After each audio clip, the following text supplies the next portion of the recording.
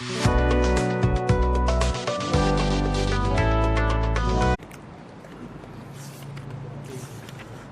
بالله من الشيطان الرجيم بسم الله الرحمن الرحيم السلام عليكم ورحمة الله وبركاته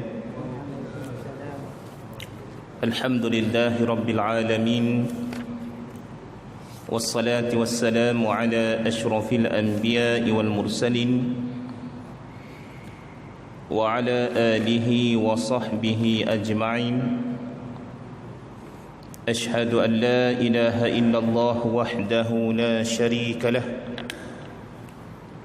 وأشهد أن سيدنا محمدا عبده ورسوله قالوا سبحانك لا علم لنا إلا ما علمتنا إنك أنت العليم الحكيم ولا حول ولا قوة إلا بالله العلي العظيم رب اشرح لي صدري ويسر لي أمري واحلل عقدة من لساني يفقه قولي أما بعد. Yang saya muliakan barisan ahli jawatan kuasa Masjid At-Taqwa, Tuan Imam, Tuan Bilal, para asatizah, para alim ulama, muslimin, muslimat, ibu-ibu, ayah-ayah, para jemaah yang dirahmati dan dikasihi oleh Allah Subhanahu wa taala sekalian. Pertama-tamanya terlebih dahulu marilah sama-sama kita rafa'kan puji dan syukur kehadrat Allah Subhanahu wa taala di atas keizinannya, rahmat, kasih dan sayangnya Allah Subhanahu wa taala sekali lagi dipertemukan kita pada malam ini, diberinya kesempatan untuk kita mendirikan solat fardu maghrib secara berjemaah, dan juga kita berada di dalam halaqah ilmu, majlis ilmu. Mudah-mudahan ada kebaikannya, ada manfaatnya, diberikan barakah, diberikan kebaikan di dalam kehidupan kita insya-Allah. Hadirin hadirat muslimin muslimat, para jemaah yang dirahmati dan dikasihi oleh Allah Subhanahu wa taala. Alhamdulillah, insya-Allah pada malam ni kita sambung balik pengajian kita dalam kitab Al-Adabul Mufrad, hadis-hadis yang dibawa oleh Imam Bukhari rahimahullahu taala berkaitan adab-adab di dalam kehidupan kita ni. Pada malam ni kita masuk pada muka surat yang ke-85. Kita dah hampir nak sampai ke 100 hadis dah. Yang kita bincang lebih kurang dalam setahun, lebih kurang ni, setahun lebih ni. Nak hampir ke 100 hadis dah. Muka surat 85, hadis yang ke-92 pada bab yang ke-51. Ya, hadis yang ke-92 pada bab yang ke-51. Baik. Bab adabil walid wa birrihi liwaladi. Sebelum ni kita dah tengok pelbagai hadis adab yang dibawa oleh Nabi SAW, yang dibawa oleh Imam Bukhari rahimahullah, yang diambil daripada Nabi SAW. Ada adab sebelum ni yang kita bincang, iaitu adab anak kepada ayah ataupun adab anak kepada mak. Ya, banyak sekali hadis-hadis Nabi SAW menceritakan tentang tanggungjawab, adab kebaikan yang perlu dilaksanakan oleh anak kepada ayahnya. Namun begitu, tuan-tuan muslimin muslimat, para jemaah yang dirahmati dan dikasihi oleh Allah Subhanahu wa taala, dalam Islam ada juga perkara-perkara yang diletakkan sebagai anjuran kepada ayah ataupun kepada mak untuk buat baik kepada anak. Sebelum ni anak buat baik kepada ayah. Sekarang ni pula kita masuk bab yang ke-51 ni, menceritakan pada bab menyatakan adab seorang ayah dan berbuat baik kepada anaknya. Jadi jangan kita ingat anak je kena buat baik dekat ayah. ayah pun ada hak-hak keutamaan yang dia kena beri kepada anak dia. Baik. Hadis yang ke-92.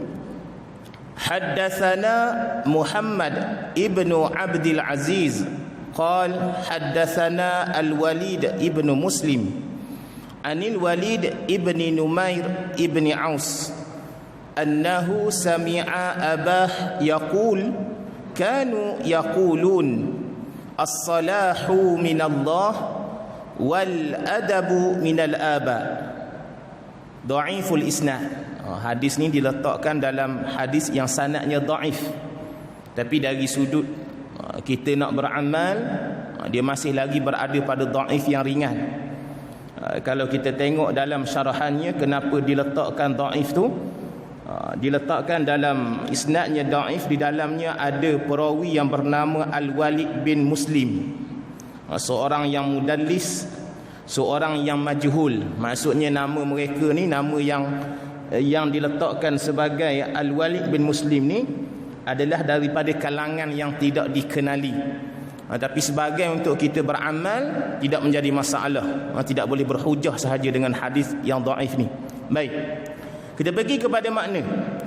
Daripada Al-Walid ibn Numair ibn Aus, bahawasanya dia telah mendengar ayahnya berkata, adalah mereka itu berkata, as-salahu minallah, kesalehan itu daripada Allah, wal adabu minal aba, sedangkan adab itu daripada para ayah.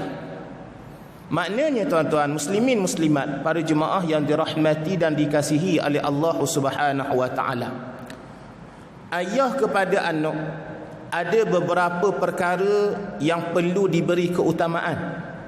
Selain tanggungjawab ayah kepada anak, memberinya mereka makan, memberinya mereka tempat tinggal, memberinya mereka pakaian, bukan itu semata-mata.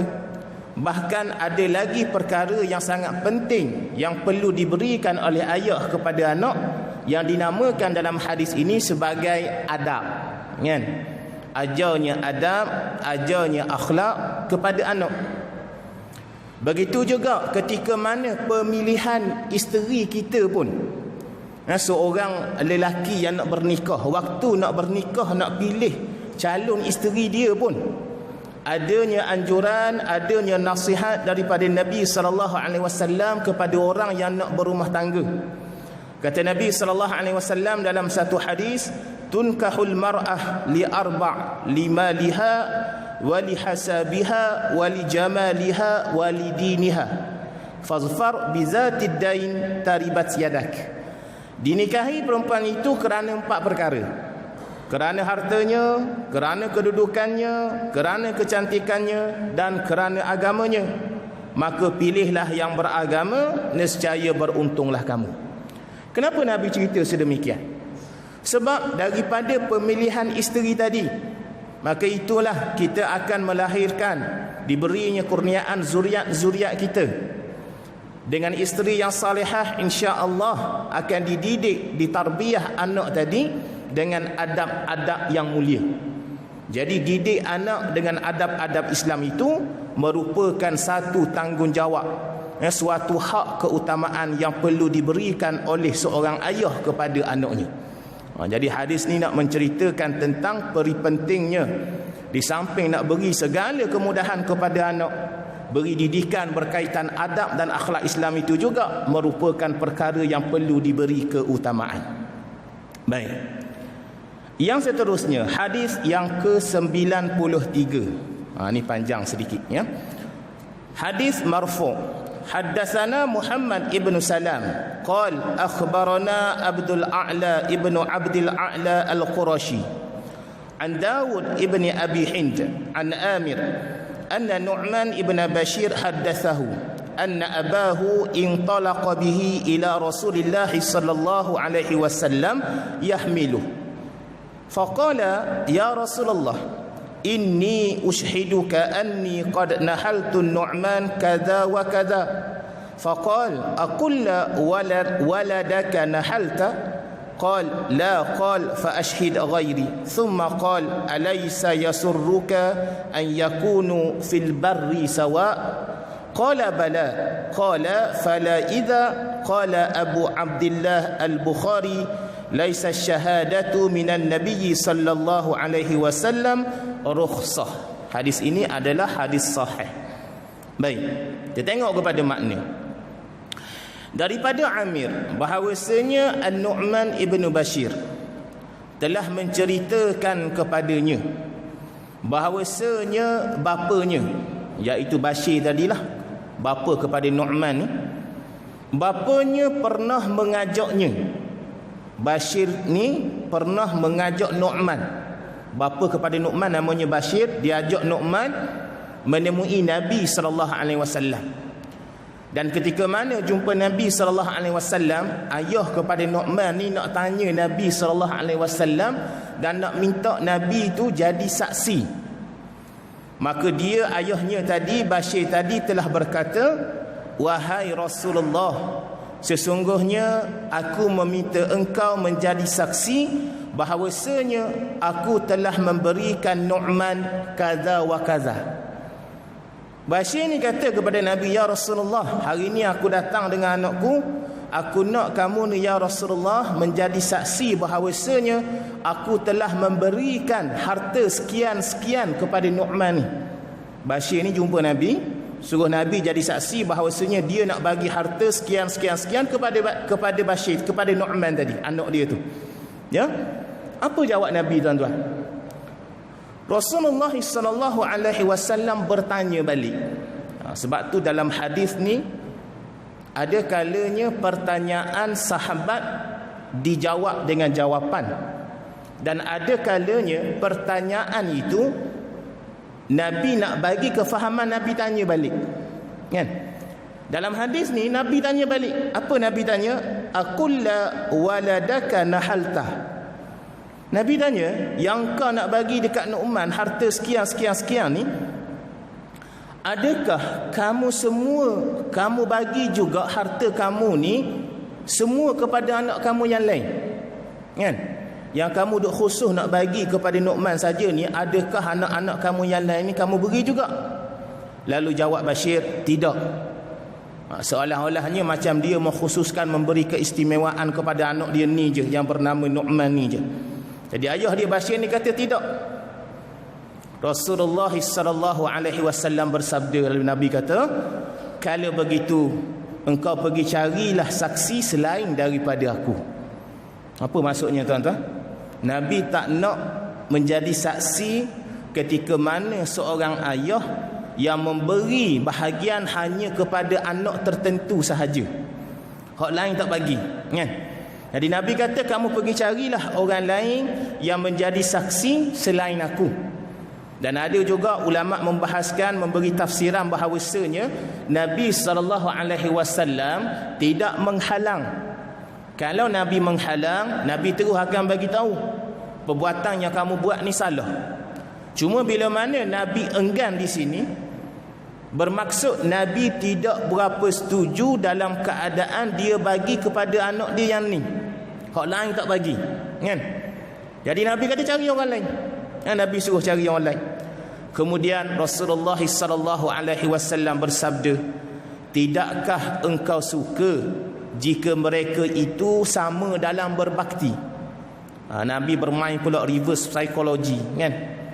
Nabi tanya, kalau anak-anak kamu ni berbakti kepada kamu, semua berbakti sama je berbakti kepada kamu, adakah kamu suka kalau begitu?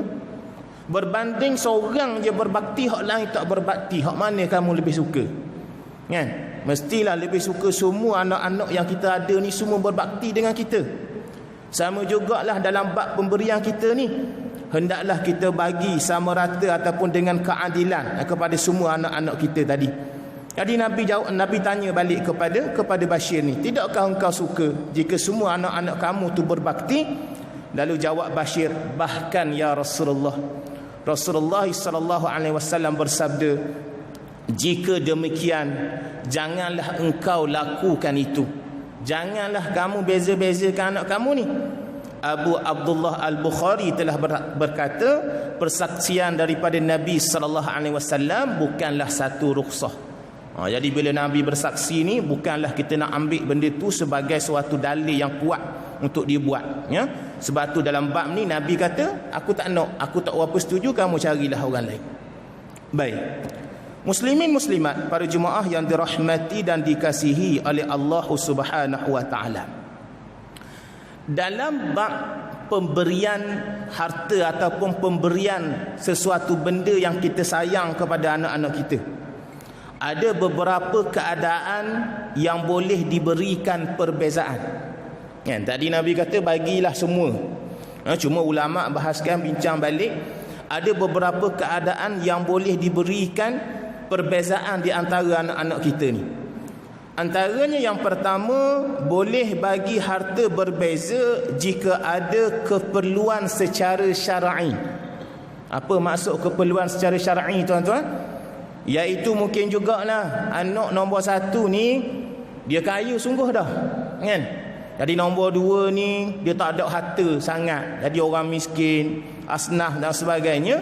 Maka pada waktu tu dia boleh beza-bezakan, bergantung kepada keadaan anak-anak dia, berdasarkan keperluan syar'i. Itu yang pertama. Yang kedua, boleh juga bagi perbezaan harta tadi itu berdasarkan keredaan di antara anak-anak dia, kan? Bagi kat ni lebih sebab apa, hak lain reda, hak lain setuju, pada waktu tu boleh. Macam kita lah, dari sudut kita bagi harta faraid dan sebagainya, kan? Ada satu keadaan tu mahkamah syariah ataupun pergi dekat pusaka kecil tarikah tu, dia kata apa, boleh beberapa option nak bagi harta ni. Satu ikut faraid, satu secara sama rata, dan satu lagi mengikut persetujuan bersama. Persetujuan bersama tu dalam bab reda tadilah, panggil semua ahli-ahli waris, setuju tak nak bagi kat dia ni? Kalau semua hak lain setuju, boleh. Tu bab dia yang kedua, ya. Dan yang ketiga, boleh diberikan harta secara perbezaan ini mengikut keadilan yang telah ditetapkan oleh nas. Maksudnya mengikut ilmu-ilmu ataupun hukum faraid itulah, beberapa pecahan-pecahan yang telah ditetapkan. Pada waktu tu boleh. Jadi pada asalnya hendaklah beri juga kepada anak-anak yang lain, jangan langsung tak bagi. Itu ceritanya dalam bab hadis yang ke-93 ini. Dan kesimpulan hadis 93 ini juga nak memberitahu kepada kita peri pentingnya untuk kita beri sesuatu tu tidak melebihkan anak kita berbanding anak yang lain. Kadang-kadang kita rasa sayang kepada anak yang pertama ni merupakan suatu fitrah, kan? Hatta orang yang bernikah lebih daripada satu pun, poligami sekali pun, kadang-kadang perasaan dia tu lebih dekat isteri hak nombor 2 berbanding nombor 1 tu ada. Memang ada, benda tu fitrah. Cuma dalam bab pemberian ataupun nafkah tadi, hendaklah diberi secara adil, mengikut lunas-lunas agama Allah Subhanahu wa taala. Jangan disebabkan perasaan kita nak lebihkan orang ni, jadi kita ikut bagi juga mengikut kelebihan. Jangan. Kena mengikut keadilan yang telah ditetapkan oleh syarak. Baik. Bab yang ke-52, bab birril ab liwaladi, hadis yang ke-94. Bab 52 ni masuk dah hadis yang ke-94. Bab pada menyatakan berbuat baik seorang ayah kepada anaknya. Lebih kurang sama juga dengan bab 51 tadi. 51 tadi bab pada menyatakan adab seorang ayah dan berbuat baik kepada anaknya. Sekarang ni bab 52, bab pada menyatakan berbuat baik seorang ayah kepada anaknya. Baik, kita pergi hadis yang ke-94. Hadatsana Ibnu Mukhlad an Isa ibnu Yunus anil Wassafi an Muharib ibni Dithar an ibni Umar qala innama sammahumullahu abrara li'annahum barrul aba wal abna kama anna liwalidika 'alaika haqqan kadzalika liwalidika 'alaika haqqan. Daripada Ibnu Umar, Abdullah Ibnu Umar radhiyallahu anhuma, beliau telah berkata, Sesungguhnya Allah telah menamakan mereka dengan abrar. Dalam Al-Quran ada gelaran yang Allah beri nama mereka ni golongan yang abrar. Lalu dalam hadis ni diperjelaskan siapakah golongan abrar tu. Ya, Nabi kata di sini melalui riwayat Ibnu Umar ni, dia kata Allah telah menamakan mereka dengan abrar. Allah letakkan orang-orang yang baik ni dengan satu gelaran yang namanya abrar. Orang-orang yang buat baik. Antara ciri orang-orang yang diberikan nama abrar ini dinyatakan dalam hadis ini kerana sesungguhnya mereka telah berbuat baik kepada ayah-ayah mereka dan juga anak-anak mereka. Apa maksud tuan-tuan, muslimin muslimat, para jemaah yang dirahmati dan dikasihi oleh Allah Subhanahu wa taala? Yang dimaksudkan dengan nama abrar dalam Al-Quran tu, yang dinyatakan orang-orang yang buat baik tu, antara buat baik yang dimaksudkan di situ mereka yang buat baik kepada ayah-ayah mereka dan juga kepada anak-anak. Kadang-kadang ada segelintir masyarakat kita ni dengan anak dia jaga betul, kan, buat baik dengan anak, jaga keperluan anak, tapi kadang-kadang ayah dia tu dia terlupa, tak jaga sangat ayah dia duduk kampung, ayah dia sakit dan sebagainya. Beri keutamaan anak lebih daripada ayah, ataupun beri keutamaan ayah lebih daripada anak. Sedangkan yang dimaksudkan di sini, yang dituntut ialah mereka-mereka yang buat baik, sama ada tingkat yang atas ayah dan juga tingkat yang bawah anak-anak mereka. Sebagaimana bahawasanya bagi ayahmu mempunyai hak ke atasmu. Ya, Nabi kata ayah ni mempunyai hak ke atas anak. Apakah hak-hak ayah ke atas anak? Anak dengan ayah mestilah untuk dihormati. Kalau ayah sakit kena jaga, kan? Keperluan ayah kena jaga. Ayah susah kena bantu. Itu hak anak kepada ayah. Demikian juga bagi anakmu mempunyai hak ke atasmu. Begitu juga dengan anak-anak kita, kita kena bagi hak kepada mereka. Antara hak-hak dinyatakan di sini ialah nafkah. Hak anak kena bagi. Kasih sayang kepada anak kena bagi. Dan kalau kita tengok dalam kitab syarah, dinyatakan juga di sini hak-hak anak yang paling utama dari sudut ilmu yang dinamakan ilmu fardu ain. Kan? Kena bagi didikan kepada anak berkaitan ilmu fardu ain tu. Daripada awal lagi kena ajar dah berkaitan ilmu fardu ain. Kalau tak mampu, kena cari guru bagi ilmu fardu ain kepada anak. Yang kedua, anak juga haknya perlu kita bagi adab syariat. Kan, adab-adab dan akhlak yang perlu diberi titik beratkan kepada anak-anak kita.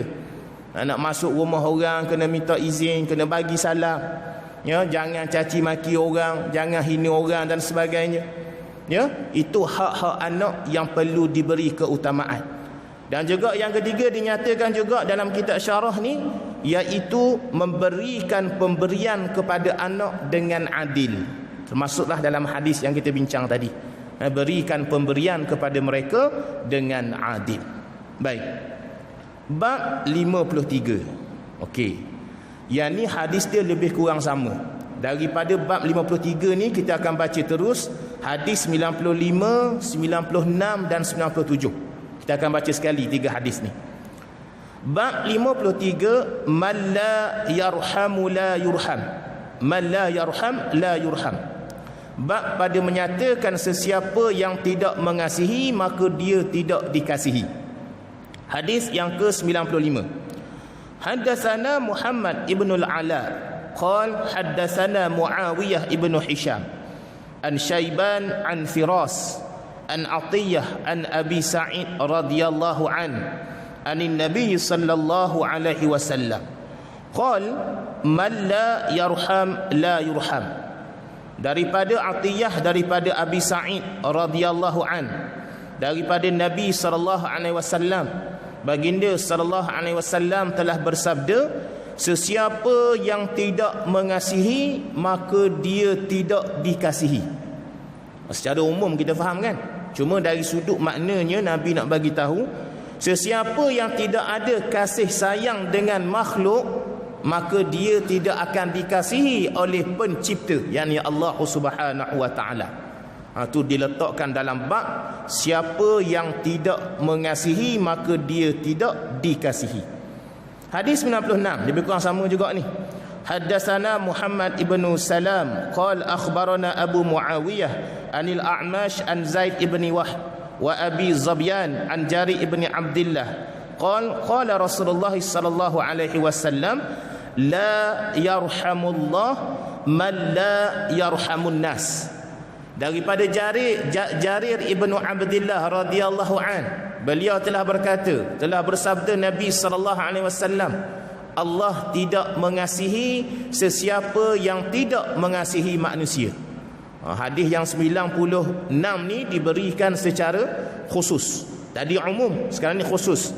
Siapakah yang tidak mengasihi itu? Allah. Allah tidak mengasihi kepada siapa? Kepada yang tidak mengasihi manusia. Kalau kita tidak kasih kepada manusia, tidak ada kasih sayang kepada manusia, maka Allah tidak akan mengasihi kita.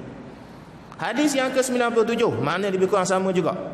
Wa an Abdah an Abi Khalid an Qais an Jari ibn Abdullah qala Rasulullah sallallahu alaihi wasallam man la yarhamun nas la yarhamuhullah.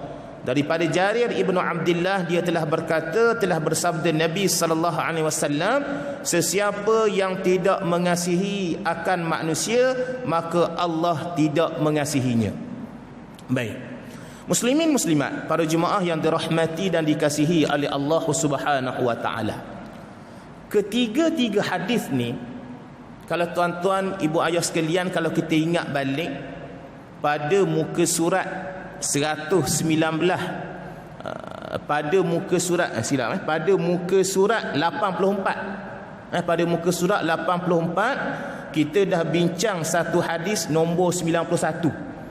Maknanya lebih kurang sama seperti mana yang kita bincang daripada awal kitab ni dulu. Kenapakah dalam hadis-hadis yang dibawa oleh Imam Bukhari rahimahullahu ta'ala ni, kadang-kadang makna hadis tu lebih kurang sama. Antara metodologi pengumpulan hadis dalam kitab Adabul Mufrad ni, sebab Imam Bukhari rahimahullahu ta'ala nak memasukkan semua hadis-hadis yang berkaitan dengan adab walaupun berlainan gurunya. Jadi makna lebih kurang sama, tapi kalau tengok guru tu berbeza. Kalau tuan-tuan tengok hadis 97 daripada Abdah, ni guru Imam Bukhari kan. Hadis 96 gurunya Muhammad ibn Salam. Hadis 95 gurunya Muhammad ibn al-Ala. Berbeza gurunya, tetapi makna hadis tu lebih kurang sama.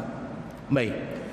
Ketiga-tiga hadis ni, antara kesimpulan yang dapat diambil, yang pertama, anjuran kepada manusia untuk menyayangi semua makhluk yang meliputi tiga benda. Yang pertama, manusia yakni orang beriman. Yang kedua, manusia yakni orang yang bukan beriman. Dan yang ketiga, makhluk yang bukan daripada manusia. Maksudnya tuan-tuan, daripada ketiga-tiga hadis ni dapat difahami, bila mana kita buat baik, sama ada kepada orang yang beriman ataupun kepada orang yang tidak beriman ataupun kepada makhluk selain daripada manusia, kita buat baik ketiga-tiga keadaan ni, kita tetap juga diberikan pahala oleh Allah Subhanahu wa taala. Jadi jangan ingat hanya nak buat baik pada manusia sahaja kita dapat pahala. Buat baik kepada manusia yang bukan beriman kepada Allah pun kita tolong mereka, kita tetap juga diberikan kurniaan pahala daripada Allah Subhanahu wa taala. Kita bawa satu hadis, satu penceritaan daripada Anas bin Malik radhiyallahu an. Nabi sallallahu alaihi wasallam bersabda, "Man min muslim yaghrisu gharsan aw yazra'u zar'an fayaqulu minhu tayr aw insan aw bahimah illa kana lahu bihi sadaqah." Mana-mana orang Islam yang bercucuk tanam, kan kadang-kadang kita kat kampung tanam pokok, tanam tumbuhan. Siapa-siapa di kalangan orang Islam yang bercucuk tanam, kata Nabi, kemudian tanaman dia tu, hasil tanaman dia tadi tu dimakan daripada burung. ataupun binatang. Sebab tu kita kalau tanaman tu dimakan oleh haiwan, jangan kita marah, sumpah seranah dan sebagainya. Sebab Nabi bagi tahu ni, tanaman kita dimakan oleh burung, dimakan oleh manusia, atau dimakan oleh binatang. Segala benda tu bukan dimakan oleh hasilnya oleh diri kita, tapi dimakan oleh orang lain. Tiada yang lain kecuali baginya sebagai sedekah. Kita tetap akan dapat pahala sedekah.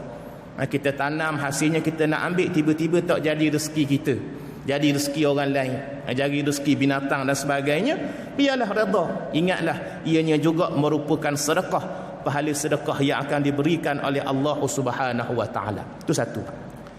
Yang kedua, ketiga-tiga hadis ini yang dimaksudkan rahmat di sini adalah memberi makan, memberi minum, meringankan beban, dan juga tidak menzalimi. Jadi yang Nabi bagi tahu, siapa yang mengasihi, yang dimaksud dalam konteks mengasihi itu meliputi 4 benda. Yang pertamanya, sama ada kita beri makan, kita beri minum, ataupun kita menolong, dan juga kita tidak menzalimi. Kalau kita buat salah satu benda daripada 4 ini, insya-Allah kita termasuk dalam bab orang yang mengasihi tadi. Orang yang ada sifat kasih sayang, dan orang yang mengasihi itu insya-Allah akan dikasihi oleh Allah Subhanahu wa taala. Yang ketiga, daripada hadis ini juga nak menceritakan bahawasanya orang yang tidak menyayangi orang lain dengan cara berbuat baik kepada mereka, dia tidak akan mendapat rahmat daripada Allah, yakni berupa keredaan daripada Allah Subhanahu wa taala. Tadi anjuran supaya mengasihi. Bagi orang yang tidak mengasihi, kan? Orang yang melakukan kezaliman, dengan binatang pun dia zalim, dengan manusia pun kadang-kadang dia zalim. Yang berlawanan dengan mengasihi ni, dalam syarah menyatakan Allah Subhanahu wa taala tidak akan beri rahmat kepadanya. Apa maksud tidak beri rahmat itu? Yakni Allah tidak redha kepadanya. Jadi jangan ingat benda tu boleh pilih. Kalau nak kasih dapat, tak kasih boleh juga tak mengasihi. Tidak. Kena dalam diri kita tu saranan untuk mengasihi makhluk tadi. Sama ada manusia, haiwan, dan juga tumbuh-tumbuhan. Dan yang keempat, ketiga-tiga hadis ini nak menceritakan bahawasanya antara rahmat sifat maaf kepada orang yang buat zalim kepada kita. Bila mana orang buat kezaliman kepada kita, kalau kita ni duduk dalam tempat orang yang dianiayai, kita dizalimi, perkara yang terbaik tapi amat payah untuk kita buat, iaitu memaafkan kesalahan orang. Bila mana kita memaafkan kesalahan orang yang buat jahat dekat kita itu, kita termasuk dalam orang yang mengasihi tadi. Kalau kita tengok sejarah yang dibawa bagaimana Nabi sallallahu alaihi wasallam ketika mana pergi ke Taif, kan? Ketika mana pergi ke Taif, waktu tu ditawarkan dah, kan? Nak hancur bumi Taif ni boleh hancur dah.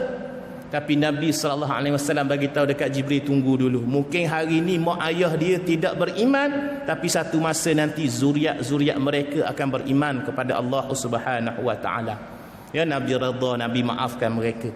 Jadi begitu juga bila mana kita memaafkan seseorang yang buat jahat dekat kita, pada waktu itu juga kita sebenarnya sedang berada dalam bab yang meletakkan kasih sayang sebagai perkara yang utama di dalam kehidupan kita. Muslimin muslimat, para jemaah yang dirahmati dan dikasihi oleh Allah Subhanahu wa taala. Hadis yang ke-98. Wa an Abdah an Hisham an Abih an Aisyah radhiyallahu anha qalat atan Nabiy sallallahu alaihi wasallam nasun minal a'rab faqala lahu rajulun minhum ya Rasulullah atuqabbiluna sibyan fawallah ma nuqabbiluhum faqala Rasulullah sallallahu alaihi wasallam awa amliku in kana Allah azza wa jal naza'a min qalbika rahmah. Hadis sahih daripada Aisyah radhiyallahu anha, beliau telah berkata, telah datang kepada Nabi sallallahu alaihi wasallam sekelompok Arab Badui, yakni orang kampung ataupun Arab dusun. Kalau kita bincang hari itu, bila mana sebut Al-A'rab, ini adalah Arab Badui. Ciri-cirinya mereka ni antaranya orang yang kasar, kan? Kemudian telah berkata seorang lelaki daripada kalangan mereka kepada Nabi SAW, "Ya Rasulullah, apakah kamu mencium anak-anak kalian? Demi Allah, tidak pernah kami mencium mereka." Maka Rasulullah SAW bersabda, "Apakah aku berkuasa menahan sekiranya Allah Azza wa Jal telah mencabut dari hati kalian akan rasa kasih sayang?"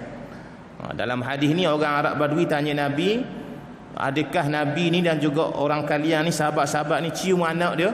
Dia kata, kami ni orang Arab Badui ni, sebabkan kami kasar ni, kami tak pernah cium pun anak-anak kami. Jadi Nabi kata, kalau kamu tak cium anak-anak kamu tu, seolah-olah seperti Allah sedang mencabut kasih sayang daripada hati kamu. Hadis ni juga ada persamaan dulu, kalau kita boleh rujuk balik pada muka surat 83, hadis yang ke-90. Bab cium anak-anak untuk melahirkan rasa kasih sayang. Jadi muslimin muslimat, para jemaah yang dirahmati dan dikasihi oleh Allah Subhanahu wa taala, kita berhenti dulu pada hadis yang ke-98. Tuan-tuan nanti boleh tengok balik hadis 99 pun lebih kurang je maknanya berkaitan nak lahirkan kasih sayang dengan mencium anak. Jadi insya-Allah kita sambung pada kuliah yang akan datang nanti. Aqulu qauli hadza wa astaghfirullahal azim li wa lakum. Wassalamualaikum warahmatullahi wabarakatuh. A'udzu billahi minasyaitonir rajim. Bismillahirrahmanirrahim. Alhamdulillahi rabbil alamin wassalatu wassalamu ala asyrafil anbiya'i wal mursalin wa ala alihi wa sahbihi ajma'in. Allahumma zidna ilman warzuqna fahma. Allahumma arinal haqqa haqqan warzuqna ittiba'ah wa arinal batila batilan warzuqna ijtinabah. Wa sallallahu ala sayyidina Muhammad wa ala alihi wa sahbihi wa sallam. Walhamdulillahi rabbil alamin. Taqabbalallahu minna wa minkum.